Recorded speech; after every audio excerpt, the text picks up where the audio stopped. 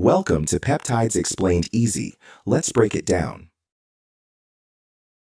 Dihexa might be one of the most hyped brain peptides on the internet. People talk about it like it is some miracle compound for memory, focus, learning, and brain repair. And to be fair, there is a reason people are excited. Because Dihexa is not fake. It does have real research behind it. But here is the part that changes everything. All of that research is preclinical, meaning animal studies, cell studies, mechanism studies, zero human clinical trials. So in this video, I want to give you the honest version, what Dihexa is, why people are so interested in it, what the studies actually show, and why zero human trials is not some small detail you can brush past. First, what is Dihexa? Dihexa is a synthetic peptide based on angiotensin 4. That is a naturally occurring peptide connected to the renin-angiotensin system, the same larger system involved in blood pressure regulation. But Dihexa was not built to lower blood pressure. It was developed as a potential brain repair and cognitive support compound. What made researchers pay attention is that Dihexa appears to be strongly synaptogenic. Plain English, it seems to help the brain build new synaptic connections. Those are the communication links between brain cells, and that is where the hype starts. Because when people hear builds new brain connections, they immediately jump to, this must be the ultimate nootropic. That jump is way too fast. The first big thing to understand is that Dihexa is interesting because of mechanism.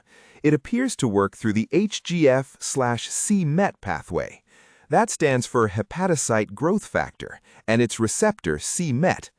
You can think of that pathway as a growth and repair signaling system. In the brain, it is involved in cell survival, plasticity, and the formation of new connections. So Dihexa is not just trying to stimulate you. It's not like caffeine. It's not an amphetamine story. It's more like a growth signal story, a rewiring story, a repair story. That is why people find it so compelling. Now let's talk about the actual research.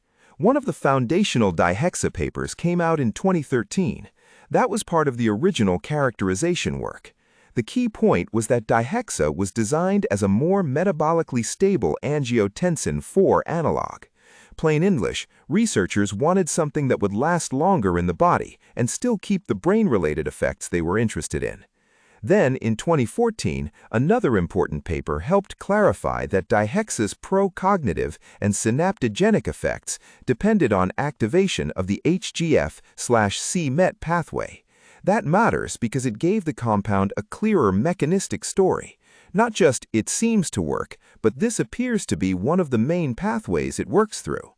That same line of research also helped support the idea that oral Dihexa could reach the brain in animal models. Again, that's a real finding, but animal models are not human clinical trials. Then, in 2021, there was another Dihexa paper using APP/PS1 mice. That's a mouse model used to study Alzheimer's-like brain changes. In that study, Dihexa improved memory and cognitive performance in the mice. It also appeared to reduce inflammatory markers and support neuronal survival. The paper tied some of those effects to the PI3K/AKT signaling pathway. So now you have a real story, not a fantasy story, not just forum talk, a real preclinical story where Dihexa looks promising in a neurodegenerative disease model. That is why I would never call it fake. That would be wrong.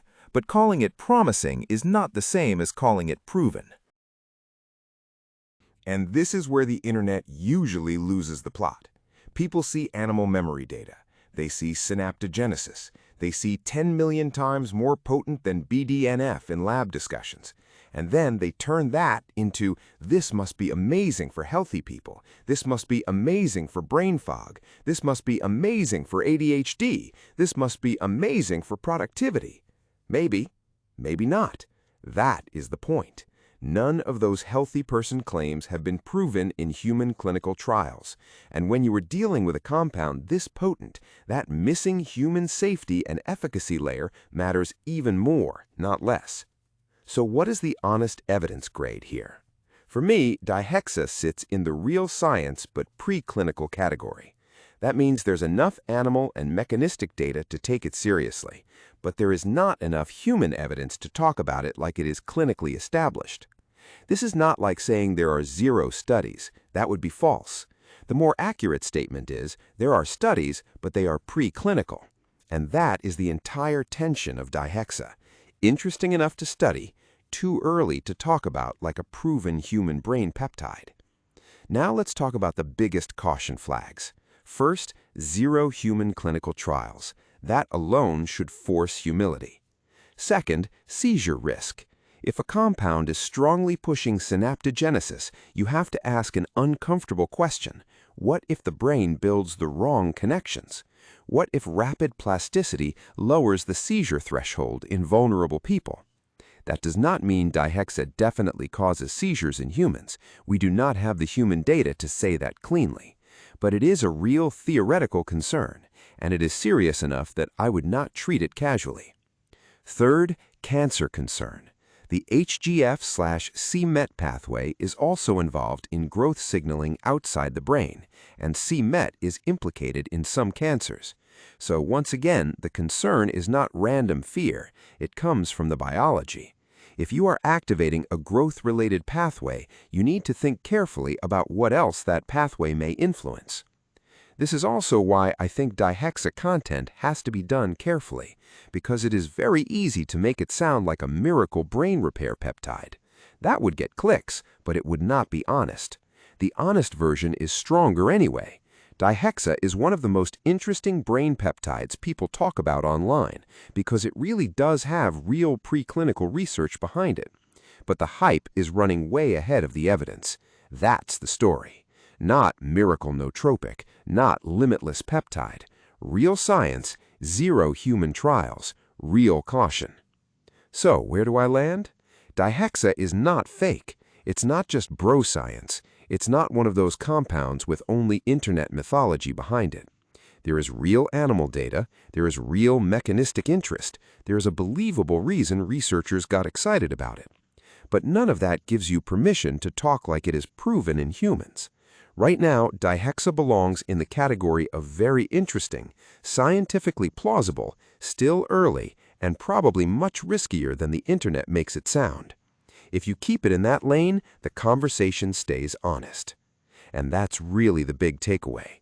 Dihexa is one of the clearest examples of how a compound can be both genuinely interesting and still very far from clinically settled.